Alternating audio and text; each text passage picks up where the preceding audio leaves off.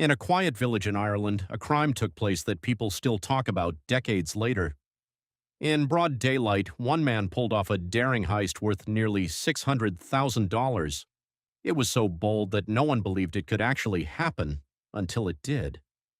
What made this robbery truly unbelievable wasn't just the amount of money stolen, it was the way it happened. The thief carried no gun, wore no mask, and made no attempt to hide his identity, yet somehow he walked away with the money.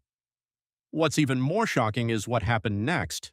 Instead of disappearing or going into hiding, he continued living his life as if nothing had happened. The police watched, investigated, and searched for evidence, but they couldn't lay a finger on him. The reason? Every step of the robbery had been planned with incredible precision. The most unbelievable part? Technically, he hadn't broken the law. The mastermind behind this astonishing plan was Barney Curley, a mysterious gambler famous for his intelligence and fearless strategies. His reputation was so legendary that even experienced bettors struggled to keep up with him. His reputation was so intimidating that seasoned gamblers and bookmakers became cautious whenever he entered the scene. Rather than relying on luck, he carefully studied the system, identified its flaws, and turned those weaknesses into his greatest advantage. Every move he made was calculated, leaving almost nothing to chance. He didn't just discover flaws in the system, he transformed them into the foundation of an intelligence, patience, and a perfectly executed strategy that left everyone speechless. Today we're diving into one of the most fascinating betting stories ever recorded, a legendary operation that would later become famous around the world as the Yellow Sam betting coup.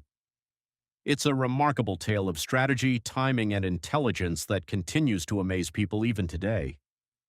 So let's travel back to June 26, 1975, and uncover how it all began.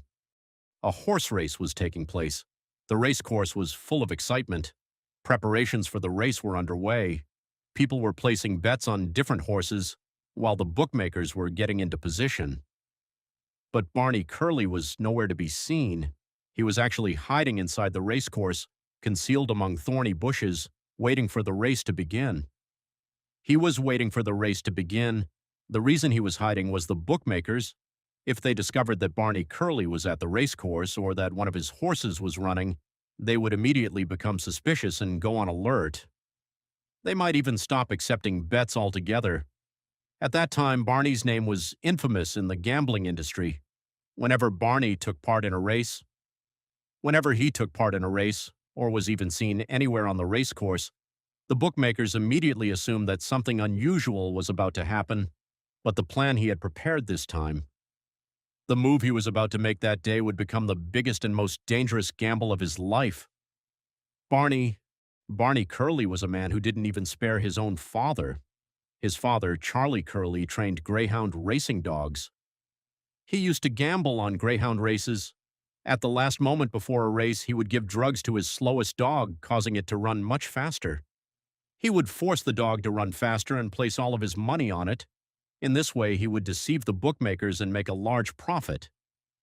And made a lot of money. Barney knew very well about his father's methods.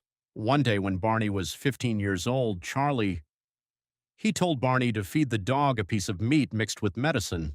But Barney deliberately chose not to give it to the dog.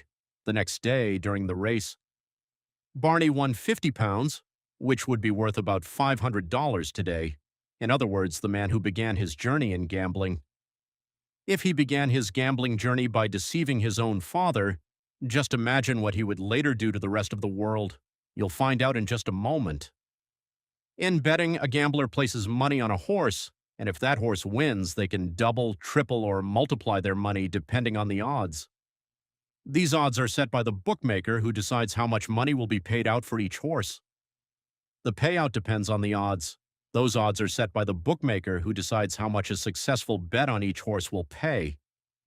If a horse is considered slow, its chances of winning are lower, so its odds are much higher.